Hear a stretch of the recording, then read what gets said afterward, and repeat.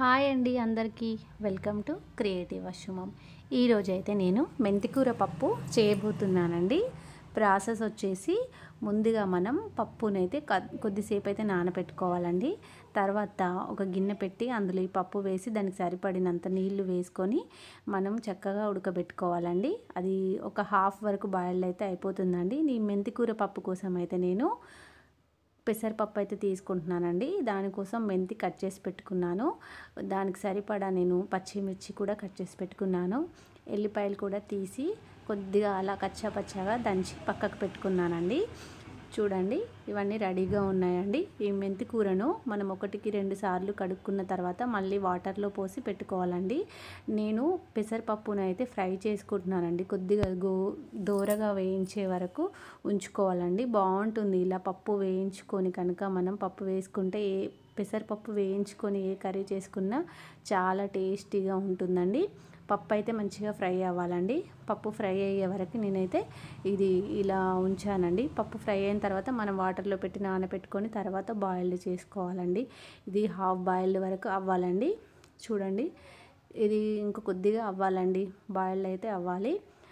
నేను మెంతికూర పప్పు ఫస్ట్ టైం అయితే చేస్తున్నానండి. తిన్నాక టేస్ట్ మాత్రం చాలా బాగుందండి. ఇది ఇప్పుడు ఇలా ఉడికిన తర్వాత దీనిలో మనం కొద్దిగా పసుపు అనేది యాడ్ చేసుకోవాలండి. చూడండి, దీనికి సరిపడా పసుపు వేసుకున్న తర్వాత ఇందులోనే మనం పచ్చిమిర్చి వేసుకోవాలండి.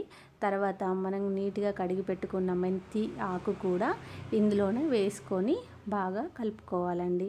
చూడండి, ఇదిగో ఇలా అయితే కలుపుకోవాలండి. ఇది హాఫ్ బాయిల్డ్ అవ్వాలండి. మెంతి కూర వేసిన తర్వాత ఇంకొద్దిగా బాయిల్డ్ అవుతుంది అంటే అప్పుడు పర్ఫెక్ట్గా ఉంటుందండి. చూడండి, మెంతి ఆకు కట్ చేసి పెట్టుకున్నాం కదా అంతా, ఇది కూడా ఇందులో వేసుకోవాలండి. మీకు వాటర్ కొద్దిగా తక్కువ అనిపిస్తే మీరు ఇప్పుడే కొద్దిగా యాడ్ చేసుకోవచ్చండి వాటర్ అనేది.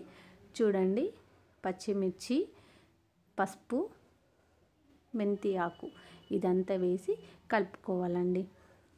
ఇలా ఇది ఉడకనివ్వాలండి. కొద్దిగా టైం అయితే పడుతుందండి ఈ మెంతి ఆకు ఉడికేసరికి. ఎందుకంటే పెసరపప్పు ఆల్రెడీ ఉడికింది కాబట్టి మెంతి ఆకు కూడా ఉడకాలి.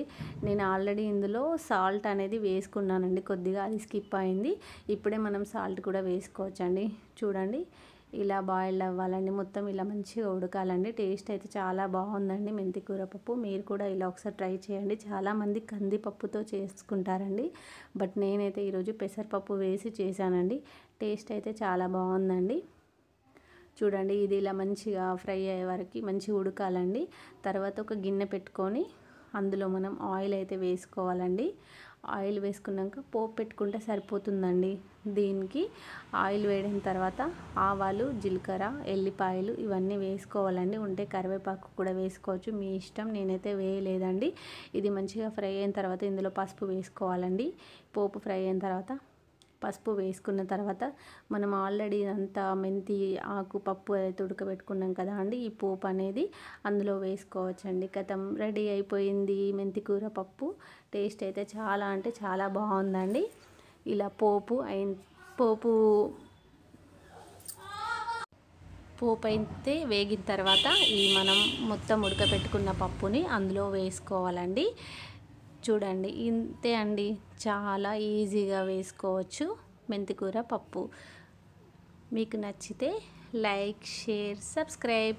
నా మెంతికూర పప్పు అయితే రెడీ అయిపోయిందండి. ఇది ఈరోజు మధ్యాహ్నం లంచ్ ప్రిపేర్ అయిపోయింది. Thanks for watching.